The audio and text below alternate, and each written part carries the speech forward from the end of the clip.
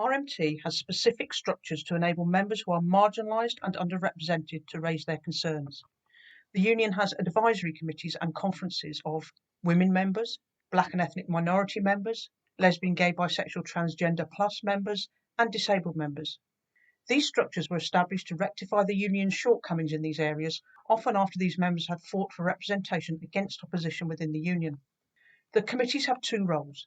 They advise the National Executive and they organise activities. Each committee and conference adopts its own standing orders and constitutions subject to the approval of the General Secretary or National Executive. Each committee has a number of seats per region as specified in its constitution. These are elected every 3 years. Branches nominate members of that group to join the committee. If more people are nominated than the number of seats available for a region, then an election is held within that region. Each of these committees meets 3 times per year. Branches send motions to the committees about issues relevant to that particular group of members. If the committee passes the branch's motion, then it is sent to the National Executive to discuss.